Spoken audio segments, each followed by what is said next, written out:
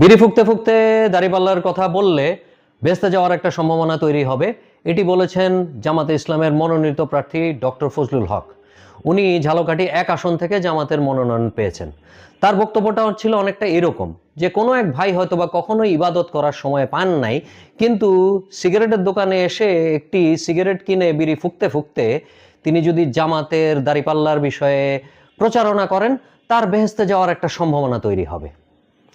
এই সম্ভাবনা নিয়ে জামাতে ইসলাম বহুদিন ধরেই কথা বলছে। আমরা একটা কথা বিশ্বাস করি যে প্রথম মিস্টেকটা আমরা ভুল হিসাবে ধরি, দ্বিতীয়টাকেও ভুল হিসাবে ধরা যেতে পারে, তৃতীয়বার যখন ওই একই জিনিস দেখি তখন ওটা ভুল না, এটা একটা চয়েস। জামাতে ইসলাম আসলে চয়েসটা ঠিক করে ফেলেছে দলীয়ভাবে, যে তাদেরকে সাপোর্ট করা মানেই বেহেশতের চাবি পেয়ে যাওয়া এবং বেহেশতে চলে যাওয়া। আমরা মুসলিম হিসাবে একটা জিনিস জানি যে কাউকে আমরা কাফের বলতে পারবো না।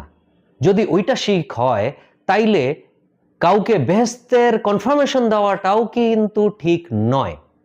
যাই হোক, জামাতে ইসলাম এটা বারংবার করে যাচ্ছে।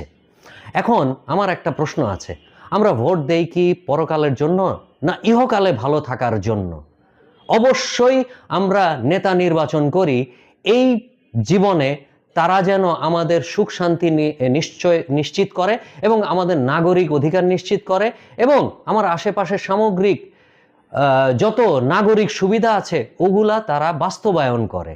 এইটার সাথে বেহেশতের কি সম্পর্ক? এখন আমার ভয় হচ্ছে যে নির্বাচিত হওয়ার পরে জনগণ যখন তাকে ধরবে যে আপনি আমাদের জন্য কি করলেন, তখন হয়তোবা জামাতে ইসলাম বলবে আমার তো কিছু করার কথা না, আমার তো আপনাদেরকে বেহেশতে নিয়ে যাওয়ার প্রমিস, আমি তো আপনাদের লোকালি কিছু করে দেওয়ার কথা বলিই নাই, ইহকালিক কোনো জাগতিক কোনো কিছু তো আপনাদের জন্য আমরা করব না। এটা বললে আমাদের তখন কিন্তু কোনো উপায় থাকবে না।